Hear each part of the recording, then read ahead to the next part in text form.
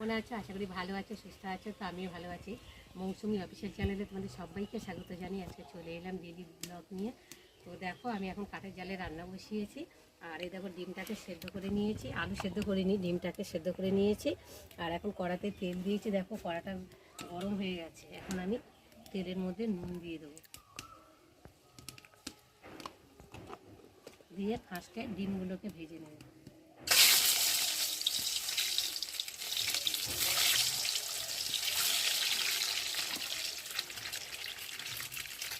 দিয়ে দেবো হলুদ গুঁড়ো।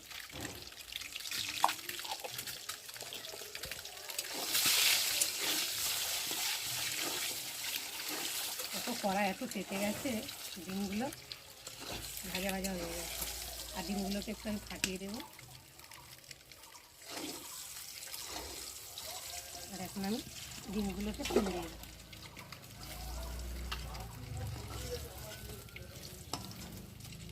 কাঠের জালে তো মানে চারিদিকে আগুন লাগে, তাড়াতাড়ি হয়ে যায়।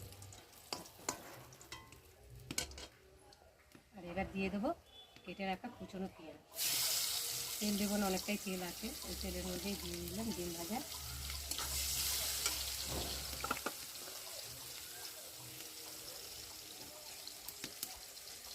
এবার দিয়ে দেবো একটু কালো জিরে,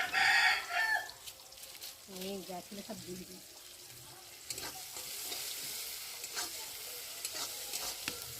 দেখো পেঁয়াজটা একটু ভাজা ভাজা হয়ে এসেছে।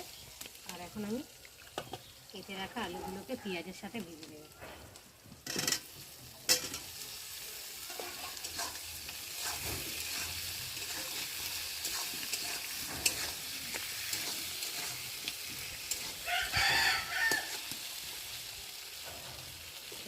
এবার দিয়ে দেবো রসুনটা। আলুর সাথে রসুনটা ভাজা ভাজা হবে, রসুনের গন্ধটাও কাঁচা চলে যাবে। দিয়ে রাখুন, আলুগুলোকে ভালো করে ভেজে নেব। বন্ধুরা আলুটা বেশ ভাজা ভাজা হয়ে গেছে, পেঁয়াজ আর আলুটা। আর এখন আমি দিয়ে দেবো আদা বাটা, জিরে বাটা, দিয়ে দেবো একটা টমেটো,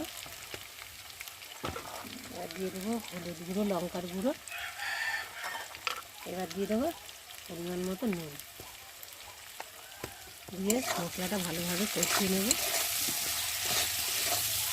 যতক্ষণ না একটা মশলা কাঁচা গন্ধ যাবে ততক্ষণ আমি ভাজতে থাকবো। আর এবার দিয়ে দেবো মটরশুঁটি।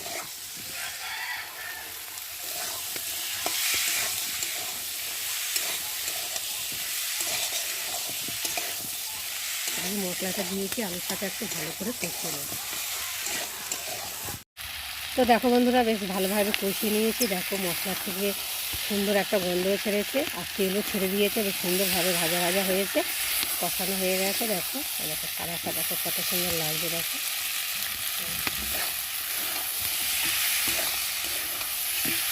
ভালো করে নেড়ে চেড়ে আর এখন আমি পরিমাণ মতো জল দিয়ে দেবো।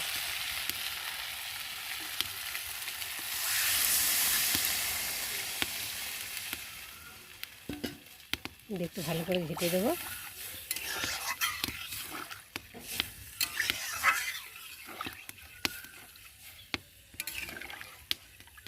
বন্ধুরা চলো এবার ঢাকাটাকে খুলি।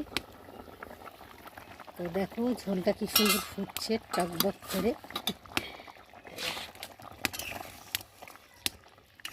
দেখি আলুটা সেদ্ধ হয়েছে কিনা।